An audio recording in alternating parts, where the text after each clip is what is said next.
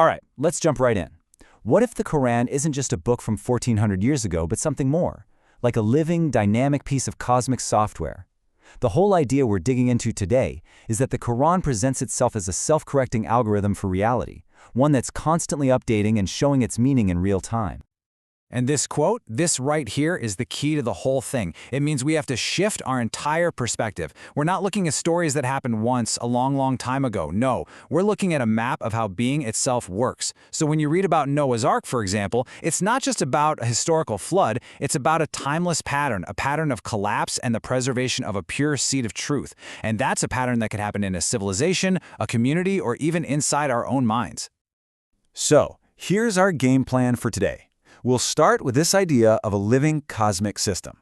Then we'll dive into the two fields of consciousness that really drive everything.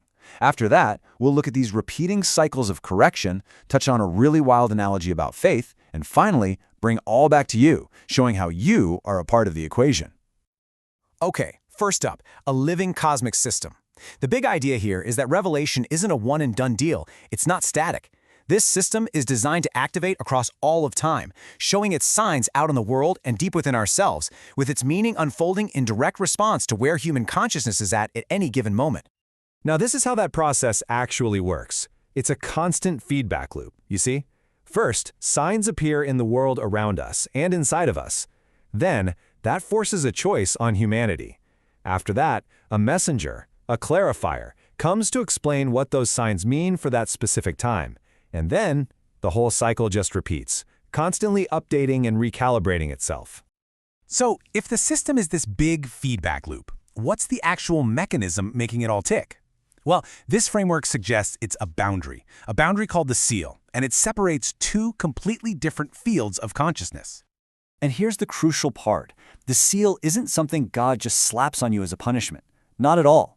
It's more like a natural law of consciousness. It's a boundary that simply becomes visible, a direct consequence of your own internal alignment or misalignment with capital T truth. And this lays out the two possible outcomes beautifully. On one side, you've got the responsive field. It opens itself up to the divine command, which is symbolized here as fire. That allows it to receive mercy or water, and then it becomes grounded as real, embodied truth, which is earth. But on the other side, you have the collapsed field. It resists that command, it hardens up, and in the end, it just drowns in its own inflexible logic. This all leads to a really stark conclusion within this framework. None of the external stuff matters. Seriously, it doesn't matter who your parents are, how many books you've memorized, or how perfectly you perform rituals. The only thing that decides which side of that seal you land on is your inner state of consciousness. Proximity does not equal salvation. Okay. So if consciousness can drift off and collapse on itself, how does the system actually fix itself? Well, that brings us to the cycles of cosmic correction. This is where prophets are seen not just as wise teachers, but as literal resets in the cosmic algorithm. You can see that each prophetic intervention is aimed at a very specific kind of bug in the system. Noah's job is to preserve that pure seed of consciousness after a total societal meltdown. Abraham comes to reset faith itself by sacrificing the ego's most treasured attachments. Musa confronts the corruption of worldly power head-on. And then finally, Muhammad provides the ultimate purification of knowledge itself. I just love the metaphor here. Each prophet is a tree planted on a mountain of trial, a stable point for a whole new world state to grow from. But look closer. Each story also has a failure mode that teaches a crucial lesson. Nuh's own son is lost, proving once again in the most heartbreaking way that just being close to the truth doesn't save you. And even after being saved from Pharaoh, the people of Israel fall right back into worshiping a golden calf, showing that inner corruption can survive even a complete physical reset. And if you zoom out, you can see the same five-stage pattern playing out over and over. First, there's a huge reset, a flood, a wind, that collapses the old world. Then, a purified seed is planted through a prophet. Then the test begins. But almost inevitably, that inner corruption pops back up. And finally, the seal activates, splitting the new from the old reality, and the stage is set for the whole thing to happen again. So, we've seen this big cosmic pattern. But how does it work on the level of just one person, in the connection between a single soul and the divine? Now we get to a really fascinating part of this framework, where it uses the language of modern physics as an analogy to describe that very connection.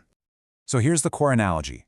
Faith isn't just a set of beliefs, it is a state of active, resonant connection.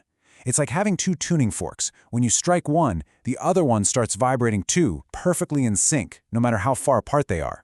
In this metaphor, the divine is a pure wave of truth.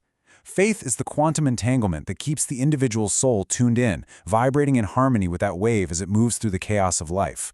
Without that connection, the soul just loses the signal.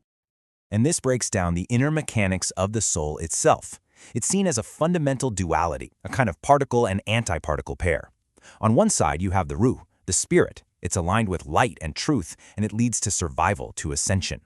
But on the other side, you have the Nafs, the ego self. It's total opposite. It's aligned with the fire of the ego, which this framework says is ultimately resolved by annihilation. And to complete the picture, think of life itself as the ultimate test. The divine commands, the choices we have to make, these are the forces constantly pushing and pulling on our consciousness, forcing us to decide in every single moment which part of ourselves we're going to align with, the spirit or the ego. So this is where we bring this giant cosmic framework all the way down to the most personal level possible. Because in this model, you are not just a spectator watching all this happen, you are an active participant. You are the equation. The question then becomes, pretty simple really, where do you personally fit into this grand cosmic algorithm? Now, the framework uses Ahmed, a name that means the most praised, as an archetype for any soul that's searching. And for every one of us, that big cosmic loop becomes an internal, moment-to-moment choice. You hear the command of truth, you face the pressure from the world and from your own ego. And you have to choose, are you going to sacrifice the attachments of this world to align with truth? Or are you going to cling to the old ways and become part of that collapsed field? And the stakes of that choice are made crystal clear. The system is designed to correct itself. Truth is hurled against falsehood, and falsehood gets crushed until it just vanishes. According to this view, it has no permanence. It simply has no eternity. Which leaves us with one final, very provocative question. If this whole framework is right, and reality is a self-correcting algorithm, a living system that's constantly resolving itself towards truth, then the only question that really matters is, what is your input?